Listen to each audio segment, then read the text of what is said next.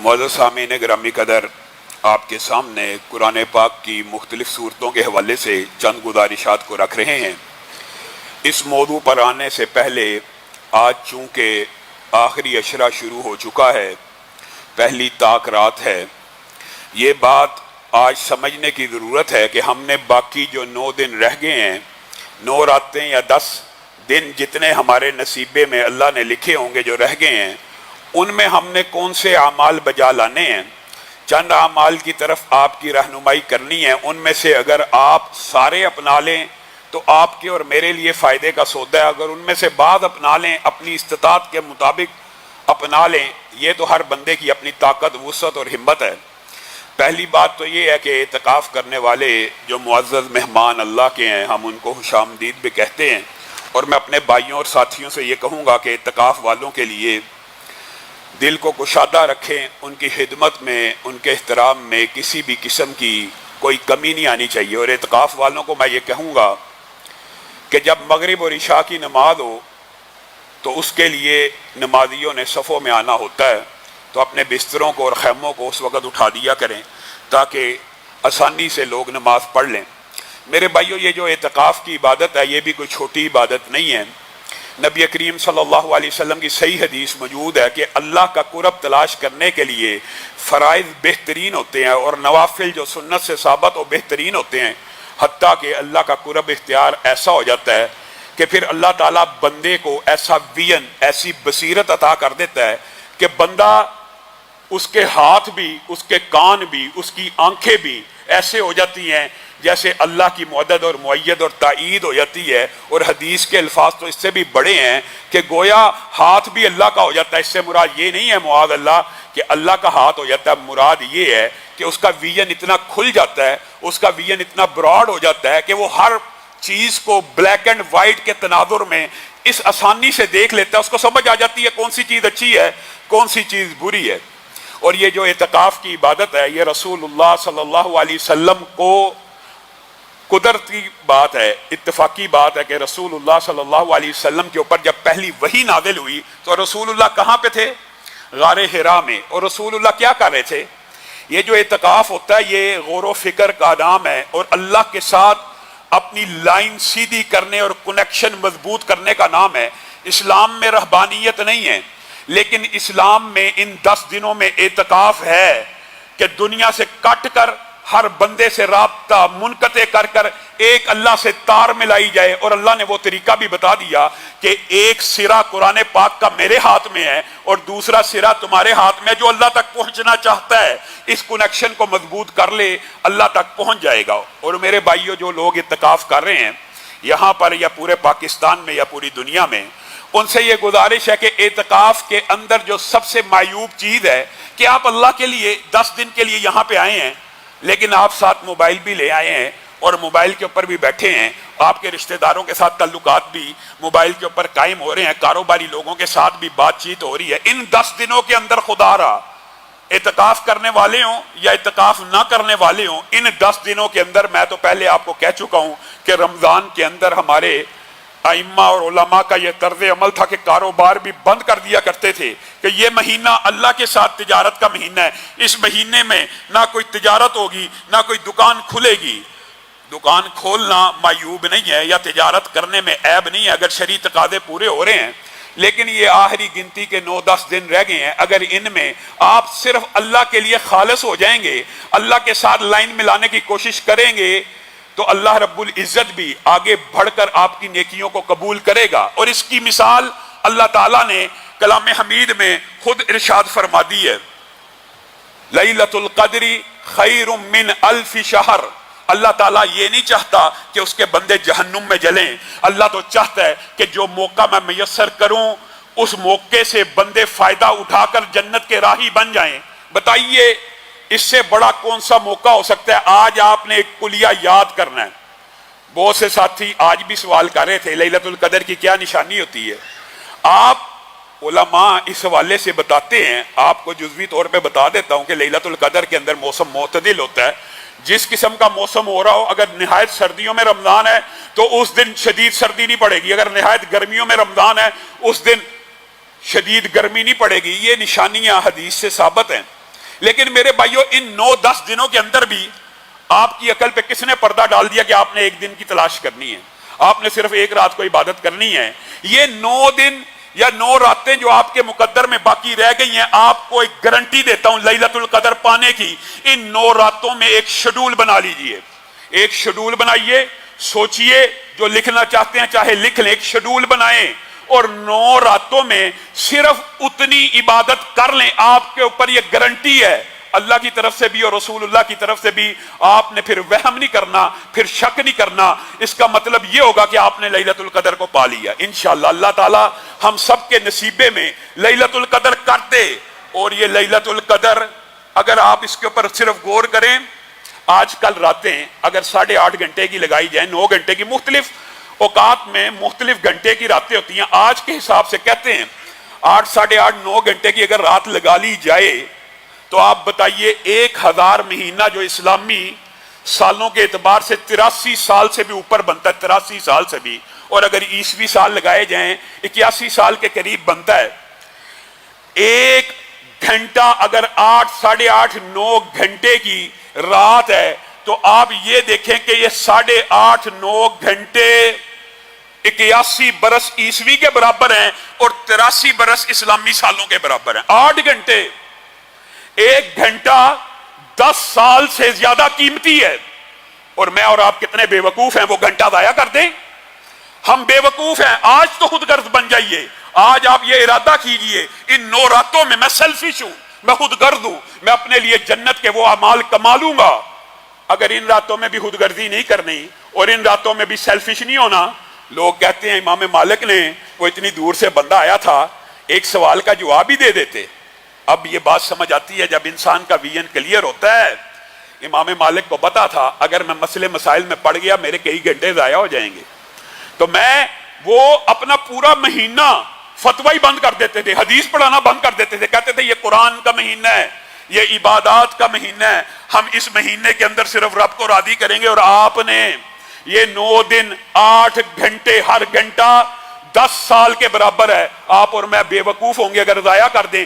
1 minute جس رات کے اندر 60 دنوں پہ بھاری ہو، 1 سیکنڈ 24 گھنٹے کے برابر ہو، میں اور آپ پاگل ہیں؟ وہ سیکنڈ بھی ضائع کر دیں، وہ منٹ بھی ضائع کر دیں، وہ گھنٹہ بھی ضائع کر دیں، وہ 8 گھنٹے بھی ضائع کر دیں، 81 برس کی عبادت کے اوپر پانی کو پھیر دیا جائے۔ اللہ نے موقع دیا میرے بھائیوں، اور محدثین نے یہ بات بھی لکھ دی ہے۔ یہ جو 81 برس کی عبادت ہے اس کا مطلب کیا ہے؟ یہ جو 81 برس کی عبادت ہے یا 83 برس کی عبادت ہے اسلامی سال کے حساب سے، اس کا مطلب کیا ہے؟ اس کا مطلب صحیح آپ کے سامنے رکھتا ہوں، محدثین نے، علماء نے اس کا مطلب بھی نکالا۔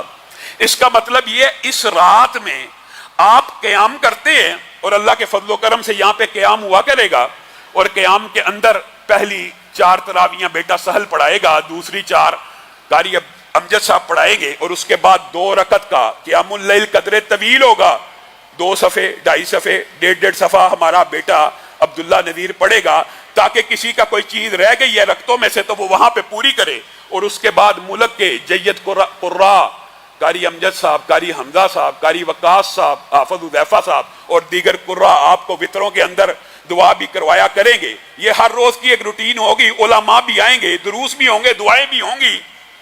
آپ نے ان سب عبادات میں کیسے شرکت کرنی ہے؟ جو علماء نے لکھا وہ یہ ہے، جس نے اس رات کے اندر قیام کر لیا، یعنی امام کے ساتھ 8 رکعت پڑھ کے سلام پھیر دیا، اس کے نامہ اعمال میں یہ نہیں لکھا جائے گا کہ اس نے رمضان کی فلاں رات کو قیام کیا، بلکہ کیا لکھا جائے گا؟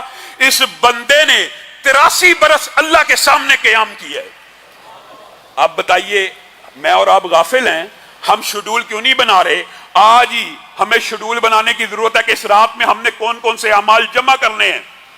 ہم صورتوں کے حوالے سے فضائل ذکر کر رہے تھے، ان کی طرف بھی آئیں گے، ذکر کے فضائل بعض جو ہیں آپ کے سامنے رکھنے ہیں، لیکن اس سے قبل آج جو آپ نے بات سمجھنی ہے، آج کے بعد سب سے پہلی بات، یہ بات کے اندر بھی لوگ غفلت کا مظاہرہ کرتے ہیں، نماز کا سلام پھرا، سلام پھرتے ہی سنت کو کھڑا کر لیا، سنتے پڑھنی چاہیے، لیکن میرے بھائیوں اتنی بڑی فضیلت کی تسبیح فاطمہ کی جو حدیث ہے، آج کے بعد آپ نے یہ عہد کرنا ہے کہ مغرب کے بعد، عشاء کے بعد، یا جتنے 9 دن باقی ہیں، فجر کے بعد کم از کم ویسے تو ہر نماز میں ہونی چاہیے، لیکن ان نمازوں میں اگر آپ کریں گے تو لکھا یہ جائے گا یہ 81 برس یہی تسبیحات کرتا جا رہا ہے۔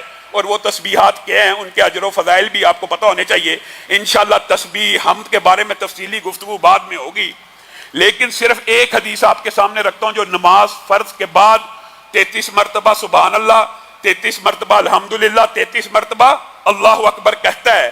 اور اس عدد کی گنتی لا الہ الا اللہ وحدہ لا شریک لہ لہ الملک ولہ الحمد وہو علی کل شیء قدیر، جس کو نہیں آتا وہ آج ہی یاد کرے۔ قراء موجود ہیں، دسیوں قاری حافظات عالمات موجود ہیں، عورتیں بھی یاد کریں۔ یہ تسبیح 33 مرتبہ کرنے کے بعد جو عدد 100 کا لا الہ الا اللہ وحدہ لا شریک لہ لہ الملک ولہ الحمد وہو علی کل شیء قدیر کے ساتھ ملا کے 100 کا عدد پورا کر دیتا ہے۔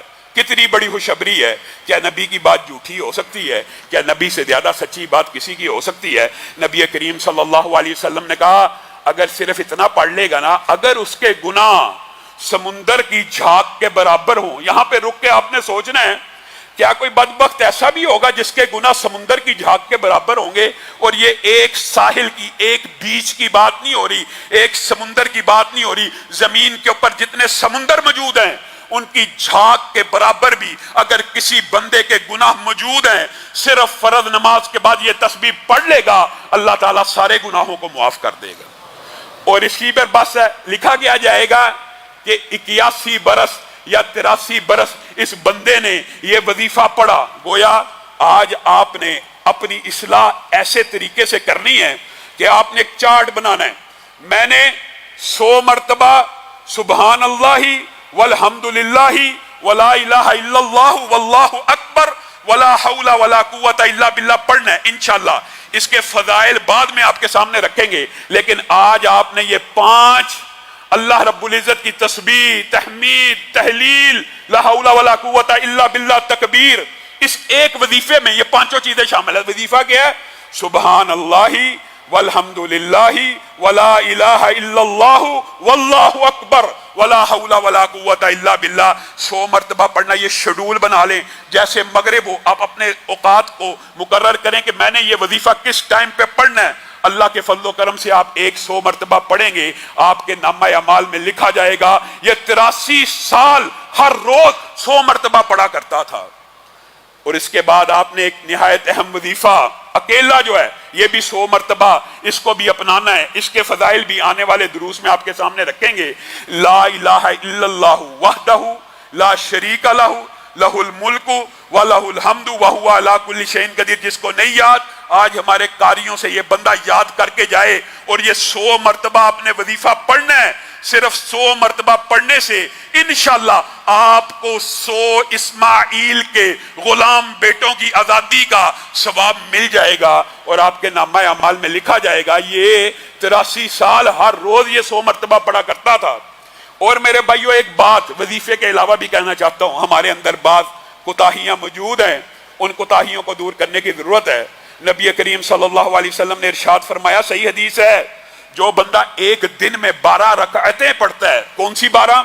فجر کی 2 سنتیں، ظہر کی 4 پہلے کی، اور ظہر کے بعد 2، 6 اور 2 8 ہو گئی، مغرب کے بعد 2 10 اور عشاء کے بعد 2 12۔ یہ بندہ جو 12 رکعتیں ایک دن میں پڑھتا ہے، اس کا اجر و ثواب کتنا ہے پتہ ہے؟ نبی کریم صلی اللہ علیہ وسلم نے فرمایا اس کا اجر و ثواب یہ ہے کہ جس وقت 12ویں رکعت یعنی عشاء کے ٹائم آپ کی 12ویں رکعت مکمل ہو جاتی ہے، اسی ٹائم اللہ رب العزت جنت میں اس بندے کے لیے ایک محل بنا دیتے ہیں۔ اور اگر یہ لیلۃ القدر کی رات میں، اور یہ 9 دن ہم نے پڑھنی ہے، عشاء کے بعد 2 سنتیں کسی بندے نے مس نہیں کرنی، کیا لکھا جائے گا؟ آپ اس کی ذرا کیلکولیشن لگائیے، 1000 مہینے میں 1000 مہینے کو 30 سے اگر ضرب دے دیں اوسطن، تو 30,000 محلات آپ کے ایک رات میں یہ 2 رکعتیں پڑھنے سے ادا ہو جائیں گے۔ کیوں؟ 12 کا عدد آپ نے جس رات کو پورا کیا، آپ کے نامہ اعمال میں لکھ دیا جائے گا کہ یہ بندہ 83 برس سے یہ عبادت کرتا چلا آ رہا ہے۔ 12 رکعتیں آپ نے ہر روز پڑھنی ہیں۔ اور ان 12 رکعتوں کے ساتھ ایک کلیہ اور آپ کو بتاتا ہوں، یہ جو آپ کے سامنے کلیے رکھ رہا ہوں، ان میں سے یاد کریں جتنی استطاعت ہے اس کو اپنا لے، اور جس کی استطاعت نہیں ہے وہ توفیق مانگے، اللہ ہمیں یہ استطاعت نصیب فرمائے۔ ان 12 رکعتوں کے ساتھ اگر کوئی بندہ اشراق کی 4 رکعتیں پڑھتا ہے، 4، پہلی حدیث آپ نے سنی ہوگی، 2 رکعتوں کو پڑھنے سے کیا ثواب ہے، پورے کے پورے حج کا، پورے کے پورے عمرے کا۔ کس بندے کے لیے؟ اعتکاف والوں کے لیے کتنی آسان عبادت ہے۔ فجر پڑھی، ادھر ہی مسجد میں ہی رہنا، اب تو مسجد سے نکلنا ہی نہیں، قدرتی بات ہے، اللہ نے موقع دے دیا اعتکاف والوں کو۔ اب وہ جب سورج طلوع ہو جائے 10-12 منٹ کے بعد، جب اشراق کا وقت شروع ہو جائے، اس وقت 2 رکعتیں پڑھیں گے، پورے کے پورے حج اور عمرے کا ثواب تو مل گیا۔ اور اگر 4 پڑھ لی، اس کے بارے میں بھی حدیث یہ ہے کہ اس کا جنت میں ایک محل بن جائے گا۔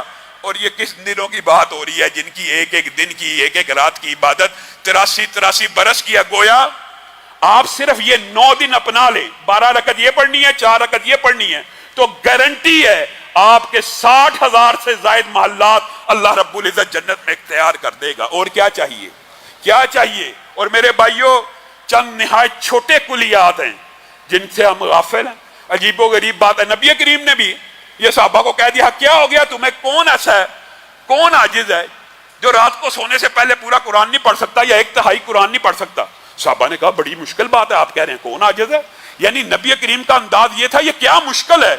صحابہ سوچنے لگے یہ تو بہت مشکل ہے، اور نبی کریم کہہ رہے ہیں یہ کیا مشکل ہے؟ تو نبی کریم صلی اللہ علیہ وسلم نے وہ کلیہ بھی بتلا دیا۔ کہا کوئی بستر پہ جائے اور سونے سے پہلے صرف 1 مرتبہ قل ہو اللہ پڑھ لے، گویا اس نے 1/3 قرآن کی تلاوت کر لی۔ اب آپ یہ بات بتلائیں، اگر 1 مرتبہ پڑھنا 1/3 ہے تو یہ بھی صحیح حدیث سے ثابت ہے کہ 3 مرتبہ پڑھنے کا اجر و ثواب کتنا ہے؟ پورے کے پورے قرآن پاک کے پڑھنے کا۔ اور ان راتوں میں اگر کوئی بندہ 3 مرتبہ صرف پڑھ لیتا ہے، کیا لکھا جائے گا؟ 84 برس ہر روز پورے کے پورے قرآن کی یہ تلاوت کیا کرتا تھا۔ اور میں آپ کو 3 کی بات نہیں کرتا، میں ایک اور حدیث صحیح اس کے ساتھ ملا کے کلیہ بتاتا ہوں۔ آپ نے ان 9 راتوں میں یہ سورت اخلاص کو 3 مرتبہ نہیں پڑھنا، کتنی مرتبہ پڑھنا ہے؟ 10 مرتبہ۔ کتنی مرتبہ؟ 10 مرتبہ۔ ایک تو 10 مرتبہ پڑھنے سے کیا ہوتا ہے، 9 کے عدد پہ جب آپ پہنچیں گے تو 9 کے عدد پہ کیا اجر و ثواب مل گیا؟ 3 قرآن ختم کرنے کا اجر و ثواب تو مل ہی گیا۔ اور اس کے بعد اگر عدد کو 10 کرنے کے لیے 1 مرتبہ قل ہو اللہ کو ساتھ ملا لیں گے، صحیح حدیث کے الفاظ ہیں، صحیح حدیث کے، نبی کریم صلی اللہ علیہ وسلم نے ارشاد فرمایا جو بندہ 1 دن یا 1 رات میں 10 مرتبہ قل ہو اللہ پڑھ لیتا ہے، اللہ رب العزت جنت میں اس کے لیے محل قائم کر دیتے ہیں۔ اب آپ نے خود کیلکولیشن کرنی ہے کہ میں نے 30,000 محل قائم کرنے ہیں، 60,000 کرنے ہیں، یا یہ 10 ملا کے 90,000 محل آپ کے گارنٹی ہے اگر آپ ان 9 راتوں میں یہ عمل کر لیں گے آپ کے اللہ قائم کر دے گا۔ اور پھر اللہ کریم ہے، اور پھر اللہ رحیم ہے۔ جس بندے کے جنت میں باغات لگے ہوں، کھجوروں کے درخت لگے ہوں، پودے لگے ہوں، محلات تیار ہوئے ہوں، تو یہ اللہ کی، محدثین نے لکھا، اپنی طرف سے نہیں کہہ رہا، ویسے تو اللہ کی مرضی، اللہ جو چاہے کر دے، لیکن اللہ اتنا کریم ہے، ایک بندے کے لاکھوں محلات جنت میں قائم ہے تو پہلے کیا اسے جہنم میں ڈالے گا؟ نہیں، اللہ تعالیٰ اس کے اوپر رحم کرتے ہوئے، اس کی اس عبادات کو دیکھتے ہوئے، اس کے گناہوں سے صرف نظر کرتے ہوئے اس کو جنت الفردوس میں داخل کر دے گا۔ اور میرے بھائیو، جو میں نے وظیفہ آپ کے سامنے رکھا نا، سبحان اللہ والحمدللہ ولا الہ الا اللہ واللہ اکبر ولا حول ولا قوت الا باللہ، صرف اس کے ایک ٹکڑے کے بارے میں حدیث پتہ کیا ہے؟ انشاءاللہ اس کو ڈیٹیل سے بیان کریں گے۔ سبحان اللہ و بحمدہ، صرف یہ، یعنی صرف سبحان اللہ اور الحمدللہ کہا، یہ تو 5 اکٹھے ہیں۔ حدیث کے الفاظ ہیں 100 مرتبہ جو بندہ یہ پڑھ لیتا ہے اس کے گناہ بھی اگر سمندر کی جھاگ کے برابر ہوں اللہ رب العزت معاف کر دیتا ہے۔ یہ سارے اعمال آپ نے ایک ترتیب بنا کے، شیڈول بنائے، چارٹ بنائے، ہر معتکف، ہر آنے والا مسجد میں، باقی 9 دن رہ گئے، چھوڑ دے ہر کام۔ آپ اور میں گھر کے اندر چارٹ بنائیں، یہ کام ہو چکا ٹک کر دیا، یہ کام ہو چکا ٹک کر دیا۔ اور ایک بات یہ ضرور کہنا چاہتا ہوں، آخری 9 دن ہے میرے بھائیوں، کوئی بندہ اس اجر و ثواب سے محروم نہ رہے کہ وہ 1000 آیتوں کا قیام نہ کرے۔ میرے بھائیوں، جو بندہ 1000 آیتوں کا قیام کرتا ہے، پہلے بھی آپ کے سامنے یہ بات رکھی ہے، اس کے نصیب اور مقدر میں अल्लाह रब्बुल इज्जत एक ऐसा खजाना लिख देते हैं कि जिस खजाने की कीमत जमीन और आसमान के सारे खजाने मिलकर नहीं अदा कर सकते। और 1000 आयतों का क़याम आपने कैसे करना है?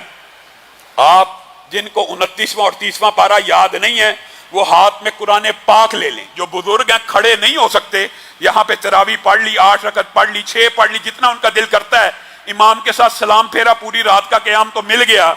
उसके बाद उनके पास ऑप्शन है कि वो 2 रकत पढ़ें। वितर के अंदर रकात को बढ़ाया जा सकता है, वितर 3 हो सकते हैं, वितर 1 हो सकता है, वितर 5 हो सकते हैं। उसके अंदर 2 रकतों के अंदर जो बुजुर्ग खड़े होकर नहीं पढ़ सकते, कुर्सी के ऊपर बैठे, कुरान पाक अपने पास रखें, कुरान पाक खोल लें। पहली रकत के अंदर 29वां पढ़ लें, दूसरी रकत के अंदर 30वां पढ़ लें। पहली एक रकत में 29वां 30वां पढ़ लें तो 29वें और 30वें पारे की आयात की तादाद 1000 से ज्यादा है। फायदा क्या होगा? सुभान अल्लाह। मैं कहता हूं ये कुलिया आपने मिस्री करना, ये अगरचे कुछ मुश्किल होगा, लेकिन इसका अजर सवाब पता कितना? आपके नामे अमाल में ये लिख दिया जाएगा, ये बंदा 84 बरस तक रोजाना 1000 आयत का क़याम किया करता था। और 1000 आयतों का क़याम ये कोई छोटी इबादत नहीं है। खाली 100 आयतें बगैर क़याम के पढ़ने का सवाब ये है कि उस बंदे ने पूरी रात क़याम किया। तो जो नमाज के अंदर 1000 आयतों का क़याम कर लेगा, उसके अजर सवाब का क्या कहना। और मेरे भाइयों, रसूलुल्लाह सल्लल्लाहु अलैहि वसल्लम इन 9-10 दिनों में, यह भी एक सुन्नत है जो हमने तर्क कर दी है। और इस सुन्नत को भी जो इख्तियार करना चाहिए, फर्ज नहीं है, लेकिन इस सुन्नत को भी जो इख्तियार करना चाहे कर ले। रसूलुल्लाह सल्लल्लाहु अलैहि वसल्लम इन रातों के अंदर नहाने के औकात आपको पता है रसूलुल्लाह के दिन के थे, लेकिन जब ये रातें आती थी तो रसूलुल्लाह मगरिब के बाद नहाया करते थे। क्यों? मगरिब के बाद इसलिए नहाया करते थे कि इस गुसल से मैं चाको चुबंद हो जाऊं और मैं सारी रात रब की इबादत करके रब को राजी कर लूं। मगरिब के बाद गुसल करना इन रातों में यह भी सुन्नत से साबित है। जो बंदा ये सुन्नत भी अपनाना चाहता है रसूलुल्लाह की, ये छोटी छोटी सुन्नतें कोई बंदा इख्तियार करेगा तो नाकाम और नामुराद नहीं होगा। और फिर इन रातों में यह सुन्नत है कि सारी सारी रात जागना है। रसूलुल्लाह ने कभी जबर नहीं किया अपनी अज़वाज के ऊपर, अपने रिश्तेदारों के ऊपर, लेकिन इन 9-10 दिनों में रसूलुल्लाह हुक्मन जबरन अपनी अज़वाज को भी उठाते थे। और जो कोई आपको मिलता आप कहते थे खड़े हो जाओ, सारी रात अल्लाह की इबादत करो। वजह यह है जो आपके सामने रख रहा हूं कि 9 ही तो दिन है, 9 ही तो रातें हैं गिनती की, या 10 दिन आपको मिल जाएंगे। अगर 29वां का हुआ तो 9, और अगर 30 हुए तो 10 दिन आपको मिल गए। इन 9 और 10 दिनों में अगर आप जाग लेंगे कोई फर्क नहीं पड़ जाएगा।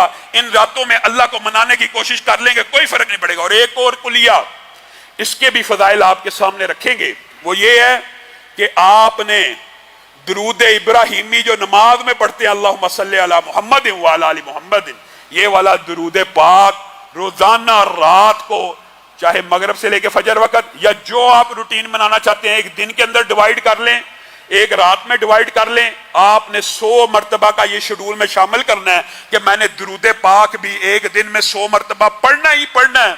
और मेरे भाइयों, कुलियों में से एक कुलिया मुहद्दिसीन ने जो बयान किया वो भी बयान करना चाहता हूं। उसके बाद एक वजीफा भी बताऊंगा। मुहद्दिसीन ने यह बात लिखी है कि ये जो रातें आ रही हैं, इनमें सिर्फ जिक्र, सिर्फ कुरान पाक और सिर्फ क़याम, ये भी अगरचे बेहतरीन इबादत है, लेकिन कोशिश ये करनी चाहिए। ये तो एक सेल्फिशनेस और खुदगर्जी का टाइम आ चुका है। अब तो नेकियों को इस तरह बंदे को कवर करना चाहिए कि कोई नेकी हाथ से निकले ना। इसलिए मुहद्दिसीन ने कहा इन रातों में जिस तरह पूरे रमजान में इन्फाक का सवाब ज्यादा है, तो इस रात में अगर ये 9 रातों में एक बंदा रोजाना सिर्फ 1 रुपया, 1000 रुपए, 10,000 रुपए, 1 लाख अपनी अपनी जेब के मुताबिक देता है, तो उसके नामा अमाल में ये सिर्फ जिक्र के बारे में हाथ नहीं है, बल्कि उसके नामा अमाल में लिखा जाएगा इस बंदे ने 84 बरस हर रोज 1000 रुपया सदका किया। सिर्फ 9 दिन में 9000 रुपया लगना है। और लिखा क्या जाना है? 9 दिन में किसी का अगर 90 रुपए लगने हैं, 9 रुपए लगने हैं, लिखा यह जाना है कि इस बंदे ने 83 बरस हर रोज 1000 दिया है, हर रोज 10,000 दिया है, हर रोज 1 लाख दिया है। इसीलिए सहाबा इन रातों के अंदर नेकियों के, ये बात नहीं है कि सिर्फ कोली इबादत है, माली इबादत भी, یہاں پہ بجا لانی ہے، بدنی عبادات بھی یہاں پہ بجا لانی ہے۔ اسی لیے یہ بات بھی اگر آئی ہے ضمنی طور پہ تو کہہ دیتا ہوں، صحابہ کا طرز عمل تھا اور اسلاف کا، رات کے پچھلے پہر ان راتوں میں نکل جاتے تھے، کہاں؟ مریض کی عیادت کرنے، کہ یہ نیکی بھی مل جائے، کیونکہ صرف مریض کی عیادت کرنے کا اجر و ثواب آپ کے علم میں ہے نا، 70,000 فرشتے آسمان سے نازل ہوتے اپنے اس بندے کے لیے دعا کرنے کے لیے جو اپنے بھائی کا حال چال پوچھنے کے لیے چلا جاتا ہے۔ اور یہاں پہ ہمیں کتنی اللہ نے آسانی دی ہے، ہمیں جانا پڑنا ہے؟ نہیں، ہم نے موبائل فون کرنا ہے، خالہ جان آپ کا کیا حال ہے، میں آپ کے لیے دعا گو ہوں، آپ نے ان کی فون پہ عیادت کر لی، انشاءاللہ آپ اس اجر و ثواب کے مستحق ہو جائیں گے۔ گویا صحابہ نے صرف الفاظ کی، ذکر کی، قولی عبادات کے اوپر ان دنوں میں توجہ نہیں دی، بلکہ مالی عبادات کے اوپر بھی دیا کرتے تھے۔ اور رسول اللہ صلی اللہ علیہ وسلم آندھی اور طوفان سے زیادہ ان 10 دنوں میں خرچ کیا کرتے تھے، کمر کس لیا کرتے تھے، ساری زندگی اعتکاف کیا، 10 دن اللہ کے ساتھ لائن۔ نبیوں کی تو ویسے ہی جبریل امین کے ذریعے ملی ہوتی ہے، لیکن یہ میرے اور آپ کے اصلاح کے لیے ہے کہ رسول اللہ نے ایک مرتبہ ایسا ہوا اعتکاف رہ گیا تو رسول اللہ صلی اللہ علیہ وسلم نے اس اعتکاف جو نفلی عبادت ہے اس کی بھی قضا دی، اور اگلے برس 20 دن بیٹھے۔ گویا نفل کی قضا بھی نفل ثابت ہے، سنت کی قضا بھی سنت ثابت ہے، اور فرض کی جو قضا ہے وہ تو فرض بندے کے اوپر ہے ہی ہے، وہ تو دینی دینی ہے۔ اور میرے بھائیو ایک بات جو بہت اہم کلیہ ہے وہ یہ ہے، استغفر اللہ کا کثرت سے آپ نے ورد کرنا ہے۔ یہ بھی آپ اپنا شیڈول بنائیں، اس کے اندر تو میرا خیال ہے 100 کی تعداد مقرر کرنا تو بہت تھوڑی بات ہے، جو بندہ اپنی توفیق کے حساب سے کر سکتا ہے وہ کر لے۔ استغفر اللہ الذی لا الہ الا هو الحی القیوم واتوب الیہ، اس ایک وظیفے کے بارے میں حدیث ہے کہ اگر کوئی بندہ یہ الفاظ صدق کے دل سے کہہ دے کہ اللہ مجھے معاف کر دیں، میں آپ کے سامنے آتا ہوں، آپ ہی اللہ ہیں، آپ حی القیوم ہیں، اور آپ مجھے معاف کر دیں، اگر وہ بندہ میدان جنگ سے، مسلمانوں کے مارکہ جہاد سے پیٹ پھیر کے بھی بھاگا ہو، اللہ تعالیٰ اس کا یہ گناہ بھی معاف کر دے گا۔ تو آپ نے اس رات کے اندر جہاں پہ نیکیوں کے فضائل کے ذکر کرنے ہیں وہاں پہ اللہ سے معافی بھی مانگنی ہے۔ اس کا بھی فائدہ یہی ہے کہ آپ کے نامہ اعمال میں لکھا جائے گا کہ یہ بندہ 83 برس اللہ سے معافی مانگتا رہا۔ جو بندہ 83 برس اللہ سے معافی مانگتا رہے اس کے نامہ اعمال میں یہ لکھا ہوا پایا جائے گا، تو کیا رب اسے معاف نہیں کرے گا؟ اپنی عمر سے بھی زیادہ بڑی اللہ تعالیٰ آپشن دے رہا ہے، اور پھر بھی آپ یہ سمجھتے ہیں کہ اللہ رب العزت معاف کرنے والا نہیں ہے؟ میرے بھائیوں، جو قل ہو اللہ کے بارے میں بات کی، اگر بات آئی ہے تو اس بات کو مکمل کرتے ہیں تاکہ اگلے درس کے اندر اس کے علاوہ کی صورتوں کے فضائل رکھے جائیں۔ اور ایک کلیہ اور آپ نے یاد رکھنا ہے، جس طرح قل ہو اللہ 1/3 قرآن ہے تو یہ حدیث بھی حسن ہے کہ قل یا ایھا الکافرون 1/4 قرآن کے برابر ہے۔ یہ آپ نے ہر روز رات کو 12 مرتبہ پڑھنی ہے تاکہ 3 قرآنوں کا اجر و ثواب۔ قل یا ایھا الکافرون 12 مرتبہ پڑھنے میں کیا ٹائم لگ جائے گا؟ 10 دفعہ قل ہو اللہ پڑھنے سے کیا ٹائم لگ جائے گا؟ اور قل ہو اللہ کے معنی کے اوپر بھی غور کرنا ہے اور اس سورت سے محبت کرنی ہے۔ اور یہ میں کیوں کہہ رہا ہوں، مسجد قباء میں ایک صحابی رسول تھے، امام تھے، اور وہ کیا کیا کرتے تھے؟ سورت فاتحہ پڑھی، اس کے بعد قل ہو اللہ پڑھنا شروع کر دیتے تھے۔ قل ہو اللہ پڑھنے کے بعد قرآن پاک کو دیگر مقامات سے پڑھنا شروع کر دیتے تھے۔ اس حدیث سے یہ بات بھی ثابت ہوتی ہے کہ یہ جو ترتیب توقیفی کے اعتبار سے قرآن پاک کو پڑھنا ضروری نہیں ہے، کیونکہ یہ صحابی سب سے پہلے کیا پڑھا کرتے تھے؟ قل ہو اللہ، اور اس کے بعد قرآن کی تلاوت کیا کرتے تھے۔ رسول اللہ کے پاس مقدمہ آ گیا، یہ بندہ ہر رکعت میں قل ہو اللہ پڑھتا ہے، ہر رکعت میں قل ہو اللہ پڑھتا ہے۔ رسول اللہ صلی اللہ علیہ وسلم نے آپ کے نمازیوں کو کہا، اس بندے کے نمازیوں کو، یعنی اس صحابی کے، اگر آپ چاہتے ہیں کہ آپ اس امام کو بدل دیں تو آپ بدل دیں۔ ابھی رسول اللہ کی بارگاہ میں وہ بندہ پیش نہیں ہوا، وہ صحابی، اگر آپ اپنا امام بدلنا چاہتے ہیں تو بدل دیں۔ قباء کے لوگوں نے کہا امام تو بڑا اعلیٰ ہے، نیک اور متقی ہے، امام نہیں بدلنا چاہتے، لیکن یہ جو مسئلہ ہے کہ ہر روز ہر رکعت میں قل ہو اللہ پڑھتا ہے، اس کی کیا وجہ ہے؟ تو رسول اللہ صلی اللہ علیہ وسلم کے پاس مقدمہ جب آ گیا، رسول اللہ نے اس کو طلب کر لیا اور کہا کیا معاملہ ہے، ہر رکعت میں تو قل ہو اللہ پڑھتا ہے؟ کہا مجھے اس سورت سے محبت ہے، اور میں یہ سورت اس لیے پڑھتا ہوں کہ اس کے اندر اللہ کا توحید بیان ہوئی ہے، اللہ کی توحید بیان ہوئی ہے، یہ چیزیں بیان ہوئی ہیں کہ اللہ واحد ہے، احد ہے، تفصیلی بات کہ اللہ کی کوئی اولاد نہیں، اللہ کا کوئی والد نہیں ہے، تو میرا جب بھی قرآن کی تلاوت شروع کرنے کو دل کرتا ہے تو میں ابتدا میں یہی پڑھ لیتا ہوں۔ تو رسول اللہ صلی اللہ علیہ وسلم نے اپنے باقی صحابہ کو مخاطب ہو کے کہا، یہ بندہ جس کو قل ہو اللہ سے محبت ہے، اس قل ہو اللہ کی محبت کی وجہ سے اللہ نے اس کو جنت میں داخل کر دی۔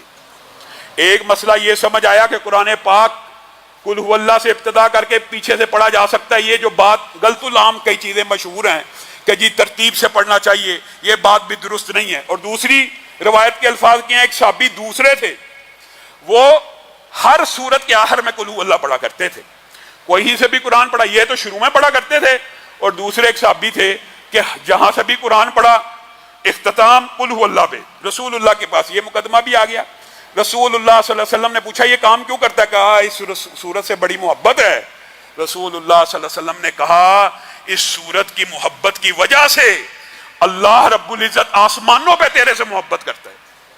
آپ مجھے ایک بات بتائیں کہ یہ قل ہو اللہ پڑھنے میں ٹائم کتنا لگتا ہے؟ یہ ہم بے وقوف ہیں، یہ ہم نے یہ نیکیوں کا موسم بہار ہے، اس لیے آپ کے سامنے یہاں پہ نیکیوں کی گفتگو ہو رہی ہے، لیکن اس کا مطلب یہ نہیں ہے کہ قرآن پاک صرف ثواب اور فضائل حاصل کرنے کے لیے ہے، یہ دستور حیات بھی ہے، یہ معاشرے کے اوپر لاگو کرنے کے لیے بھی ہے، یہ ایک نظام بھی ہے، یہ اقامت دین کی ایک جد و جہد کا بھی نام ہے۔ یہ ایک الگ باب ہے جس کے حوالے سے کئی مرتبہ آپ کے سامنے یہ بات رکھی ہے کہ حقیقت میں یہ دین غالب ہونے کے لیے آیا ہے۔ هو الذی ارسل رسولہ بالہدی ودین الحق لیظہرہ، یہ دین غالب آئے گا، ایک دن آئے گا، صرف اللہ نے یہ دیکھنا ہے کہ میری دنیا کے یہ جو بندے ہیں یہ کس قبیلے کے ساتھ کھڑے ہیں، کیا اللہ کے قبیلے میں کھڑے ہیں، یا اللہ کے لشکر میں کھڑے ہیں، یا اللہ کے مخالفوں کے لشکر میں کھڑے ہیں۔ کامیابی دنیا کے اندر حاصل کر لینا آپ کی میری ذمہ داری نہیں ہے، لیکن اللہ کے نظام کے ساتھ کھڑے ہونا یہ میری اور آپ کی ذمہ داری ہے کہ حق کے ساتھ ہر وقت ہر لمحہ حق کی بات کرنے کے لیے۔ قرآن پاک کو دستور حیات جو کہا گیا یہ صرف جسمانی بیماریوں کے جو آپ کو وظائف بتائے ہیں صرف اس کے لیے نہیں ہے، یہ معاشرے کی بیماریوں کو ختم کرنے کے لیے بھی ہے۔ زانی کو شادی شدہ کو سنسار کیا جائے گا تو معاشرے سے یہ بیماری ختم ہو جائے گی، چور کے ہاتھ کاٹے جائیں گے معاشرے سے چوری ختم ہو جائے گی، ڈاکو کو سر عام قتل کیا جائے گا ڈکیتی ختم ہو جائے گی، بچوں کو اغوا کرنے والوں کو، عورتوں کے ساتھ ریپ کرنے والوں کو چوکو چراہوں میں لٹکایا جائے گا تو یہ بیماریاں ختم ہو جائیں گی۔ لیکن ہوں گی کب؟ جب ہم یہ کام کریں گے، جب یہ صرف پڑھنے کے لیے، ثواب کے لیے اور دستور حیات۔ میرے بھائیو یہ بات بھی سن لیجیے، آئیے تو کہہ کے بات کو ختم کرتا ہوں۔ یہ قرآن پاک فضائل کی کتاب ہے، ثواب کی کتاب ہے، لیکن افسوس یہ ہے ہم نے اس کتاب سے صرف مردے بخشوانے کا کام لیا، زندوں کے لیے راہ ہدایت کا اس سے کوئی کام نہیں لیا۔ امریکہ ہو جائے، یورپ ہو جائے، کوئی بھی ہو جائے، میں کسی ملک کا چلے نام نہیں لیتا، کفار کی بات کر لیں، یہود و نصارہ کی بات کر لیں، وہ آپ کے دوست نہیں ہو سکتے جب تک آپ ان کے مذہب میں نہ آ جائیں۔ جب مذہب میں چلے جائیں گے آپ کے دوست بن جائیں گے۔ ان کو کیا اس چیز سے کوئی فرق پڑتا ہے کہ کوئی مولوی ساری رات عبادت کرے، آپ ساری رات سجدے میں پڑے؟ کسی کافر کو کوئی فرق پڑتا ہے؟ کوئی فرق نہیں پڑے گا۔ لیکن اگر آپ کہیں گے میں اس نظام کو، اس قرآن کو صرف اپنے بدن اور جسم پہ لاگو نہیں کرنا چاہتا، کہاں کرنا چاہتا ہوں؟ معاشرے کے اوپر، سیاسیات میں، ریاست میں، حکومت میں، عدالت میں۔ جب آپ یہ بات کہیں گے پورا عالم کفر آپ کا دشمن ہو جائے گا۔ ہم یہ سمجھتے ہیں کہ سجدوں سے خطرہ ہے، رکوع سے خطرہ ہے، عبادات سے خطرہ ہے، کوئی خطرہ نہیں ہے۔ سجدے میں پڑے رہو، اللہ کے نعرے لگاتے رہو، کوئی خطرہ موجود نہیں ہے۔ لیکن ان ایام کے اندر آپ نے یہ ثواب بھی حاصل کرنا ہے۔ اصل خطرہ یہ ہے کفار کو کہ اس قرآن کو جو بندہ اپنے جسم پہ لاگو کر رہا ہے، لا محالہ بات ہے، یہ بات بھی یاد رکھیے۔ جب آپ اس قرآن کو اپنے جسم پہ لاگو کرتے ہیں، جب آپ کی زبانیں سے تر ہو جاتی ہیں، اس کے اندر ایک جلالی اور وجدانی کیفیت ہوتی ہے، یہ آپ سے یہ تقاضا کرتی ہے کہ اس کو اپنے بیوی بچوں پہ بھی نافذ کرو، اس کو اپنے گھر پہ بھی نافذ کرو۔ جب بیوی بچوں اور گھر کے اندر بھی نافذ ہو جاتا ہے، پھر یہ تقاضا کرتا ہے کہ اس کو معاشرے پہ بھی نافذ کرو، اور یہی وہ بات ہے جس سے وہ خطرہ محسوس کرتے ہیں۔ اللہ رب العزت جو کہا گیا، جو سنا گیا، اس کو سمجھنے کی توفیق عنایت فرمائے۔